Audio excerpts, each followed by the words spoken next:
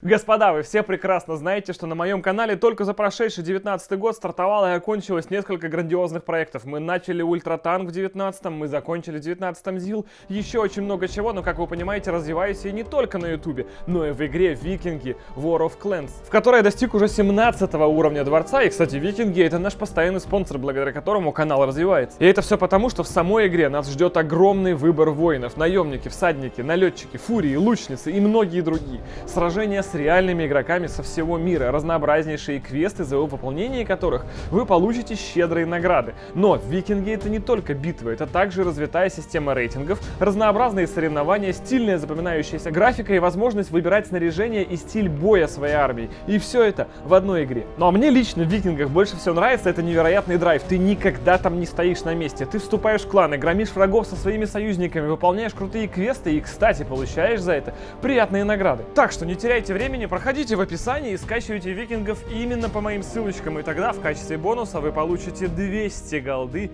и бесплатный щит. И помните, что с каждым вашим переходом Бентли едет быстрее на Байкальской миле. А я еще рубану разок. Здравствуйте, господа! 24-я Волга, которой вроде как давно не было, и мы, честно, ей, в общем-то, давно и не занимались, потому что делали копейку. Да и вроде в сроки мы по заказу все равно вписываемся. Поэтому теперь, когда с копейкой у нас все более понятно, можно перебросить имеющиеся силы, нервы, а может быть даже и время, на 24-ку. Таким образом начинаем ей заниматься. Из простого это надо в этой серии вкинуть мотор, подрамники, завестись и поехать. Фига я наговорил. Но придется делать именно так, потому что никаких сложностей для этого фактически быть не должно. Остается по работам недельки-полторы, и все поскочит. Погнали!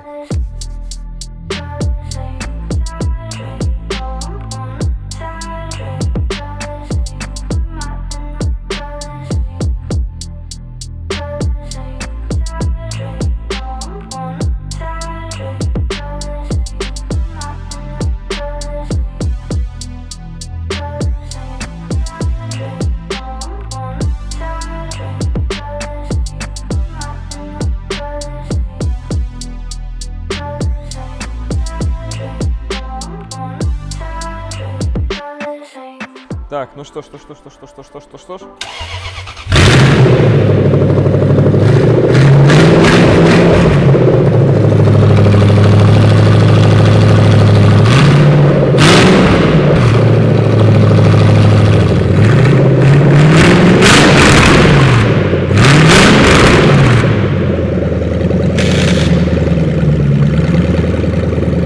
Сходу паркинг не очень забыл.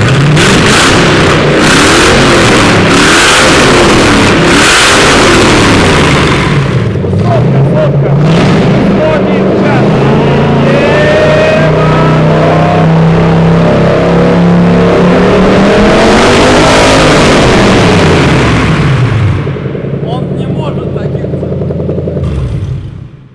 100 миль в час едет. Идеально. Спокойненько, вообще не парится. Космос. Космический. Все, что надо, короче. Разгоняется, передача. О, график, смотри.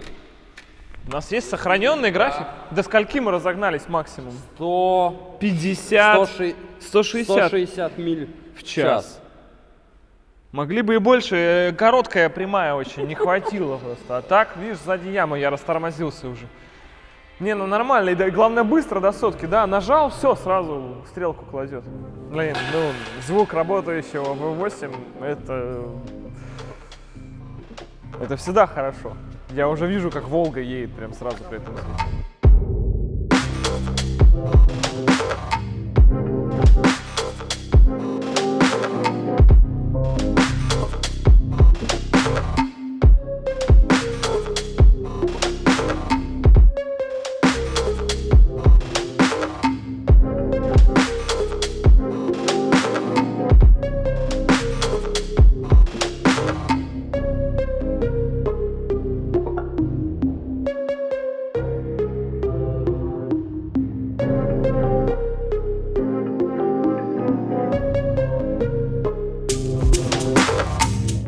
Итак, у нас капот просто пока лежит, он не на петлях, но если вкратце, там уже мотор внутри. И он уже даже стоит на подушках.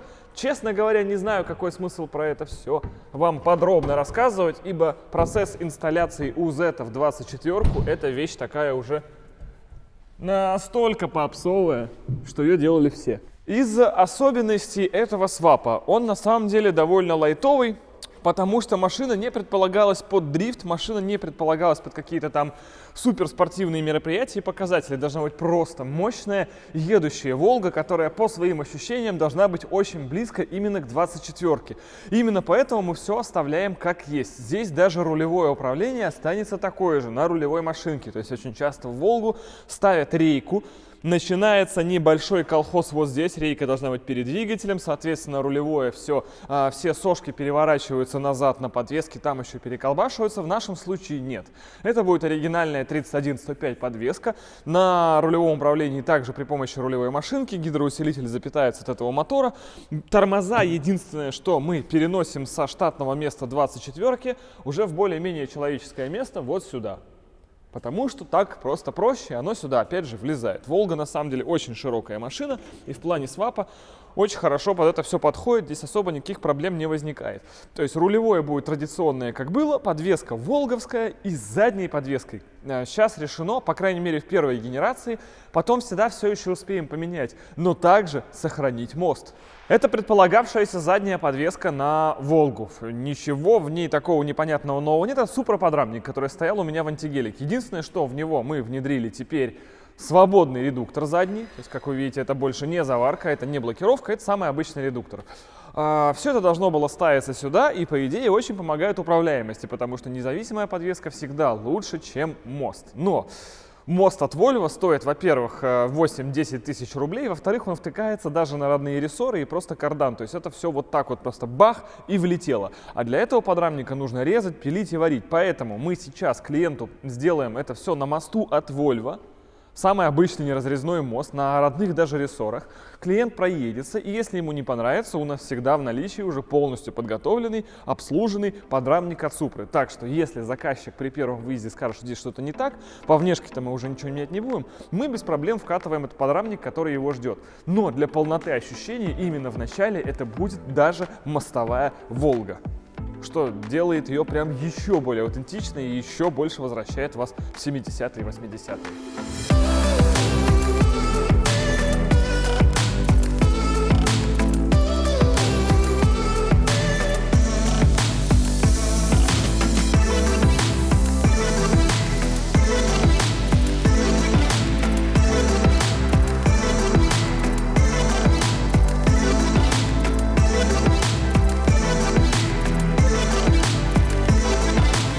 Господа, смотрите, что у нас уже есть. Наш свап-минутка, как и говорилось, УЗ в Волгу залетает как родной. Поскольку мы еще немножечко упростили задачу с Volvo мостом вместо супроподрамника, то получилась у нас вообще прямо вся философия волговода. Сзади неразрезной мост, передняя подвеска 31105, V8 под капотом на 280 лошадиных сил. Рулевое родное. Ну, больше ощущений от ГАЗ-24 в этом мире будет уже не получить. Если вы хотели идеальную 24-ку, по ощущениям, которая как 24-ка, а не Toyota, это вот этот конфиг. Я считаю, что это идеальное погружение в ретро без всех проблем с ретро. Вы получаете новый двигатель, новую коробку, современную подвеску на шаровых, но волговскую болтон без измененной геометрии, со всеми ее специфическими штучками, типа как вот разнодлинные рычаги, как сейчас вот Владислав тут замечал, что это все будет немножечко вот так. Но это Волга. Пожалуйста, хотите, построим вам Toyota, сюда вкорячим передние и задние другие подрамники, но ощущения это будут уже новые. А это прямо то, что надо. Все, что остается сейчас, это ее завести и поехать легко.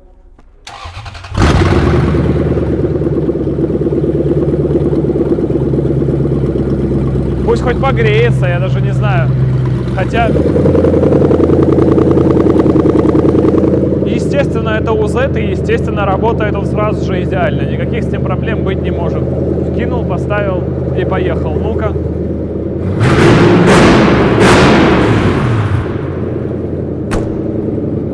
Это божественно.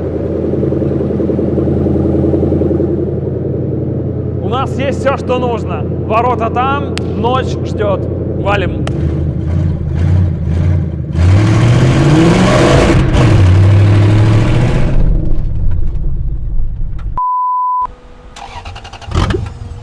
Она, ну, вот, Все, выезд был?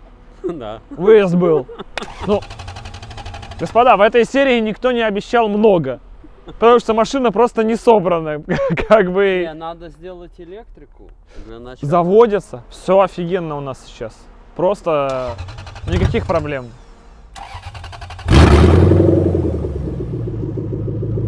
Папа рядом, С понимаешь? чем связано? Он передавил чуть-чуть трубку и... Он ничего не передавил. Не, он подавил, но отпустил. Сейчас она будет чуть богатить, но... Подожди, вентилятор не врубили. И мы же вокруг бокса. Вот это 24-рик. Ну смотри, в итоге, да, у нас там все бухтит, это понятно, что мы слышим выхлоп на коллекторах, по бетонке и вообще едем по раздолбанному. Гидрач, теперь такой приятный руль, он такой мягкий. У нас еще пока не подключены там фары и все это, уже переключается на передачах. Че, бернаут?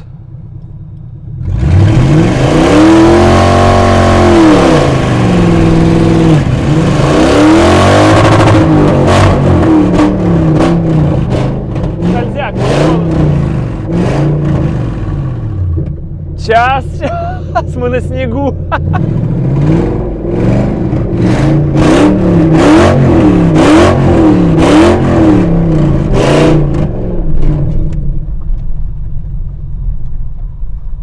Огонь.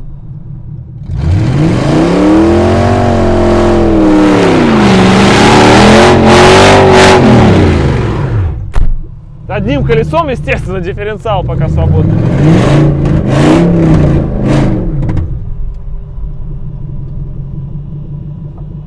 Это пушка. Далее остается все самое приятное, все то, что делает из машины машину, все то, что делает проект законченным. Поскольку вся вот эта техническая нудная серия якобы типа закончена, дальше остается самое классное. Выхлоп, электрика, которую мы вам показывать не будем, но это делается за 2 дня, на самом деле специалисты есть. Салончик, внешечка. По-моему, решать по дискам или даже не решать. А что по ним решать? Мы же их хотели, по-моему, такие оставить штампы, только с колпаками, закрыть их хромовыми и все. То есть и это будет супер волжанка. Перекрас впереди. Причем в цвет, мы, по-моему, не помню, говорили или никакой, или не говорили. В лучший, давай скажем так, лучший экзотический скандальный цвет для 24-й Волги. И все. И в конце каждой серии мы теперь можем спокойненько навалить, показать, что все круто, и двигаться дальше. До встречи в следующих сериях. Теперь они будут выходить почаще. Удачи вам и пока. Не хлопай в конце, всегда говорят. Всегда говорят, не хлопай.